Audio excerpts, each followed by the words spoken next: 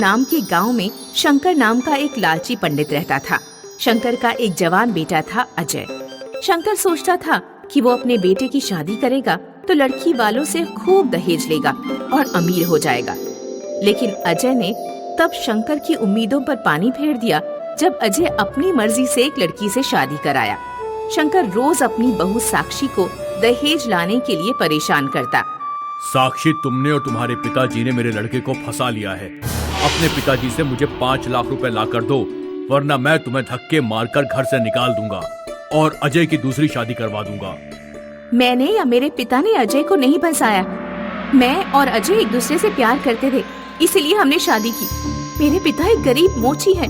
वे 5 लाख तो क्या 1 लाख का इंतजाम भी नहीं कर सकते। उन्हें अपने खाने भर के लिए पैसे बचाने मुश्किल हो जाते हैं। मैं आपको पैसे लाकर नहीं दे सकती।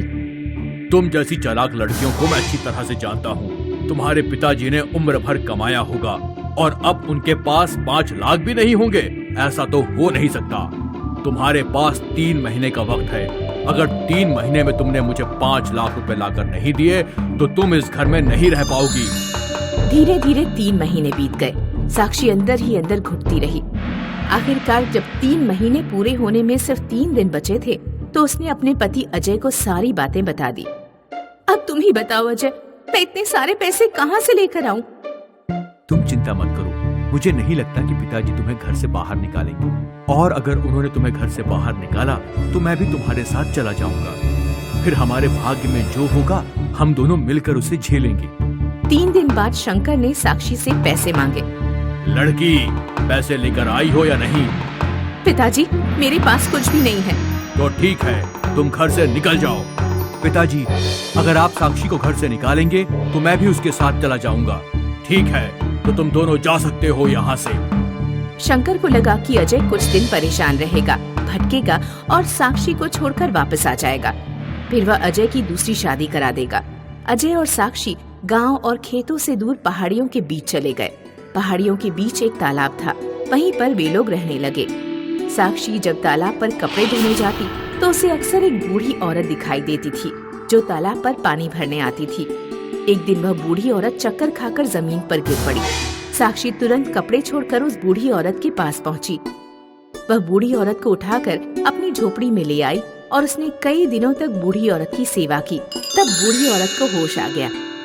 बेटी, तुमने निस्वार्थ भाव से मेरी सेवा की है। इसके बदले में मैं तुम्हें एक इनाम देना चाहती हूँ। जरा मेरे साथ मेरे घर तक चलो। बूढ़ी औरत ने साक्षी को एक लंगूर बंदर दिया। इस लंगूर को बस 2 टाइम का खाना देते रहना। हर सुबह इसकी पूंछ सोने की बन जाती है। तुम पूंछ काट कर रख लेना। हर दिन पूंछ कटने पर नई पूंछ निकल आती है, लेकिन एक दिन में एक ही बार पूंछ काटना। साक्षी लंगूर बंदर को अपने घर ले आई। वो उसे बहुत प्यार से खाना खिलाती और हर रोज एक बार सोने की पूंछ तोड़ लेती।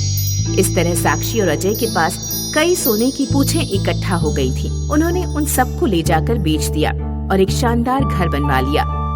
अपनी जरूरतें पूरी हो जाने के बाद साक्षी और अजय ने गांव के गरीब लोगों की मदद करना शुरू कर दिया। वे हर रोज एक भंडारे का आयोजन करवाते और गरीब और बेसहारा लोगों को खाना खिलाते। उधर शंकर घर में अकेला पड़ा पड़ा परेशान हो रहा था। उसने जैसा सोचा था वैसा नहीं हुआ।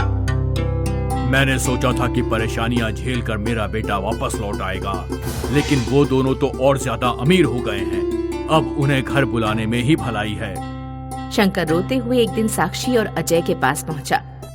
बहू, मैंने तुम पर बड़ा अत्याचार किया। मैं घर में अकेले घुट घुट कर मरे जा रहा हूँ। तुम दोनों के बिना घर में कोई रौनक नहीं है। मैं तुमसे विनती करता हूँ, तुम दोनों घर वापस लौट आओ। अजय और साक्षी लंगूर के साथ घर वापस लौट आए। तब शंकर को उनके अमीर होने का राज पता चल गया। अच्छा, तो सारा खेल इस लंगूर का है। मैं भी इससे सोना लेकर देखूंगा। एक ही दिन में हजारों पूंछों की लाइन लगा दूंगा। अगले दिन सुबह को साक्षी के उठने से पहले ही शंकर लंगूर के पास चाकू लेकर पहुंच गया। उसने लंगूर की पूंछ काट ली। तुरंत ही दूसरी सोने की पूंछ निकल आई। शंकर ने जैसे ही दूसरी पूंछ भी काटी, लंगूर ने शंकर के हाथ में काट लिया और शंकर एक लंगूर बंदर बन गया। साक्षी और अजय कुछ देर बाद जब सोकर उठे तो उन्होंने देखा कि आंगन में दो लंगूर बैठे हैं। अरे ये दूसरा लंगूर कहाँ से आ गया?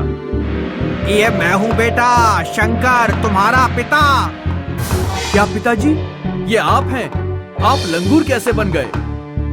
मैंने लंगूरों की पूंछ दबाकर काटी, तब लंगूर ने मुझे काट खाया और मैं एक बंदर बन गया। मुझे घर से बाहर मत निकालना बेटा, बस 2 वक्त का खाना देते रहना। लालची शंकर को अपनी आगे की जिंदगी एक लंगूर के रूप में ही बितानी पड़ी।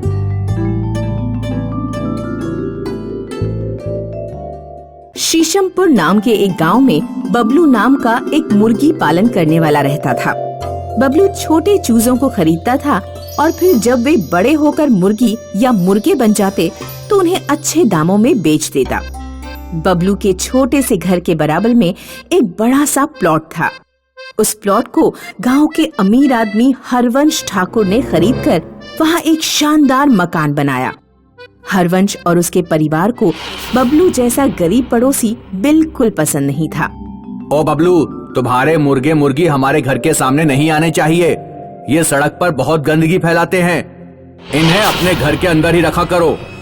माफ करना ठाकुर जी, मैं इन्हें दिन भर संभालता रहता हूँ, पर 1-2 मुर्गे मुर्गी शैतान हैं, घर से बाहर निकल जाते हैं। हरवंश के लड़के रॉकी को कुत्ते पालने का शौक था। रॉकी अपने घर एक बड़ा सा बुलडॉग ले आया। रॉकी हर सुबह बुलडॉग को खुला छोड़ देता और बुलडॉग बबलू के आंगन में घूम रही मुर्गे मुर्गियों को खा जाता। बबलू और उसकी पत्नी डर के मारे कुत्ते से कुछ नहीं कह पाते थे। अगर ये कुत्ता ऐसे ही हमारी मुर्गों को खाता रहा तो हमारा बहुत नुकसान होगा। तुम हरवंश ठाकुर से जाकर शिकायत करो ना, या उसके लड़के रॉकी से जाकर बात करो कि वो कुत्ते को बांध कर रखा करे। तू शोर मत मचा, मैं जाकर बात करूंगा। बड़े आदमी हैं, कहीं बुरा मान जाएंगे तो हमें यहाँ रहने में परेशानी होगी। एक दिन डरते डरते बबलू रॉकी से बोला, बाबूजी, अपने कुत्ते को खुला ना छोड़ो तो बड़ी मेहरबानी होगी। ये हमारे मुर्गा और मुर्गी खा जाता है, बहुत नुकसान हो चुका है हमारा। रॉकी ने गरीब बबलू की बात को मजाक में उड़ा दिया। बबलू के घर एक शाहिद नाम का मुर्गा था। शाहिद सभी मुर्गों में सबसे बड़ा था। बबलू और बबलू की पत्नी की कोई संतान नहीं थी। वे शाहिद को अपने बच्चे की तरह प्यार करते थे। बाजार में शाहिद जैसे बड़े मुर्गे की अच्छी कीमत मिल सकती थी, लेकिन उन्होंने शाहिद को बेचा नहीं। शाहिद रोज सुबह 5 बजे उठकर सड़क पर जाता और जोर से बांग देता। शाहिद की आवाज सुनकर ही बबलू और उसकी पत्नी जागा करते थे। रॉकी के बुलडॉग की नजर शाहिद पर पड़ गई। एक दिन जब शाहिद बांग देने बाहर निकला तो बुलडॉग ने उसे दबोच लिया। बबलू की पत्नी जब रोड पर झाड़ू लगाने आई तो उसने रोड पर शाहिद के पंख और टुकड़े पड़े हुए देखे। बबलू की पत्नी तुरंत रोती हुई घर में आई। रॉकी के कुत्ते ने हमारे शाहिद को मार डाला। रोड पर शाहिद के टुकड़े पड़े हुए हैं। बबलू और उसकी पत्नी शाहिद के टुकड़ों को अपने सीने से लगाकर बहुत रोए। वे दोनों हरवंश ठाकुर के पास पहुँचे। ठाकुर जी, आपके कुत्ते ने हमारे शाहिद को मार डाला। हम शाहिद को अपनी औलाद की तरह प्यार करते थे।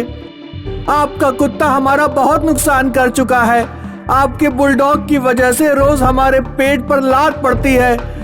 हमने रॉकी बाबू से कहा था कि कुत्ते को बांध कर रखें, लेकिन उन्होंने तो। बस करो, सुन लिया हमने तुम्हारा रोना। हमारे बेटे रॉकी से कुछ मत कहना। उसे हम अपनी जान से भी ज्यादा प्यार करते हैं। तुम्हारा मुर्गा गया है ना, मैं तुम्हें मुर्गे के बदले मुर्गा खरीद कर दे दूंगा। हरवंश एक चिकन शॉप पर गया। कहिए ठाकुर जी, कितने किलो चिकन दे दूं? आज मुझे चिकन नहीं चाहिए, एक जिंदा मुर्गा दे दो। आप अच्छे समय पर आए हैं, सिर्फ एक ही मुर्गा जिंदा बचा हुआ है। हरवंश ने चिकन वाले से मुर्गा खरीदा और बबलू को ले जाकर दे दिया। लो, खुश रहो और इसे पालो। अगली सुबह बबलू और उसकी पत्नी नए मुर्गे की बांग सुनकर ही उठे। बबलू की पत्नी ने सुबह के लिए भगोने में काले चने भिगो कर रखे थे। जब उसने भगोने का ढक्कन हटाया तो देखा कि भगोने में सोने के चने रखे हुए हैं। बबलू की पत्नी का मुंह खुला का खुला रह गया। उसने बबलू को सोने के चने दिखाए। दोनों को समझ नहीं आया कि चने सोने के कैसे बन गए। अगले दिन फिर वे लोग मुर्गे की बांग सुनकर उठे। उन्होंने देखा कि बाथरूम में रखी बाल्टी सोने की बन चुकी है। इस तरह वे लोग मुर्गे की बांग सुनकर उठते और रोजाना उनके घर पर कोई एक चीज सोने की बन जाती। एक बार मुर्गा बीमार पड़ गया और उसने कुछ दिन बांग नहीं दी। तब बबलू के घर कोई चीज सोने की नहीं बनी। बबलू और उसकी पत्नी समझ गए कि उनके घर जो नया मुर्गा आया है उसकी बांग में कुछ जादू है जो रोज घर की किसी एक चीज को सोने का बना देती है। धीरे धीरे बबलू के घर की आर्थिक समृद्धि बढ़ने लगी। रॉकी एक बार अपने दोस्तों के साथ क्रिकेट खेल रहा था तो बॉल बबलू के आंगन में चली गई। रॉकी जब बॉल लेने बबलू के आंगन पहुंचा तो उसने बबलू और उसकी पत्नी को मुर्गे के बारे में बातें करते सुना। रॉकी ने सारी बात सुन ली और अपने पापा को जाकर सब कुछ बताया। अच्छा, तो ये बात है। हमारे दिए मुर्गे से वो अमीर होता जा रहा है। मुर्गा उसे हमने दिया तो उससे जो सोना मिलता है उसका कुछ हिस्सा तो हमें भी मिलना चाहिए। हरवंश फिर बबलू के घर पहुंचा और उसने कहा, बबलू बाबू, हमें सब पता चल गया है कि तुम्हारे घर इतनी सुख समृद्धि कहाँ से आ रही है। वो मुर्गा हमने तुम्हें दिया था, इसलिए उससे जो सोना मिलेगा उसका 30% हिस्सा हमें भी मिलना चाहिए। समझ गए? ठीक है बाबूजी, ले लेना। कुछ दिन हरवंश सोने का 30% हिस्सा लेता रहा। पापा, हम सिर्फ 30% हिस्सा ले रहे हैं और बबलू को 70% हिस्सा मिल रहा है। इस हिसाब से तो भविष्य में बबलू के पास ज्यादा सोना इकट्ठा हो जाएगा और वो हमसे भी ज्यादा अमीर हो जाएगा। हरवंश फिर बबलू के घर पहुंचा और उसने कहा, बबलू, ये ठीक नहीं है कि तुम 70% हिस्सा रखो। सोना दोनों में बराबर बराबर बंटना चाहिए। यानी मुझे 50% हिस्सा चाहिए, 50%। समझ गए तुम? ठीक है बाबूजी, ले लेना। अब हरवंश को सोने का आधा हिस्सा मिलने लगा, लेकिन वह इतने पर भी संतुष्ट नहीं हुआ। पापा, मुर्गा बबलू को हमने खरीद कर दिया था, इसलिए हमें ज्यादा हिस्सा मिलना चाहिए। हरवंश फिर बबलू के घर पहुंचा और इस बार उसने बबलू से 80% हिस्सा मांगा। बबलू बेचारा इतने पर भी राजी हो गया, लेकिन हरवंश और उसके बेटे के मन में लालच बढ़ता ही गया। पापा, वो मुर्गा हमारा है, उससे मिलने वाले पूरे सोने पर सिर्फ हमारा हक होना चाहिए। सोना छोड़ो, हम उस मुर्गे को ही अपने घर उठा लाते हैं। वैसे भी अनपढ़ बबलू और उसकी पत्नी हमारा कुछ नहीं बिगाड़ पाएंगे। हरवंश बबलू से जादुई बांग लगाने वाला मुर्गा छीन लाया। अब सोना लेने के लिए बबलू के पास जाने की जरूरत नहीं। हमारे घर ही रोज कोई ना कोई चीज सोने की बनेगी। अगले दिन सुबह जब मुर्गे ने बांग दी तो हरवंश बहुत खुश होकर उठा और पूरे घर में ढूंढने लगा कि क्या चीज सोने की बनी है, लेकिन उसे कुछ भी सोने का बना नहीं मिला। ये कैसे हो सकता है? उस दिन दोपहर के 12 बज गए, लेकिन रॉकी सोकर नहीं उठा। आज ये रॉकी को क्या हो गया? अभी तक सो रहा है। हरवंश रॉकी के कमरे में गया और रॉकी के ऊपर से चादर हटाई। रॉकी सोने का बन चुका था। अपने बेटे को सोने का बना देखकर हरवंश को गहरा सदमा पहुंचा और उसे हार्ट अटैक आ गया। तुरंत हरवंश की मृत्यु हो गई।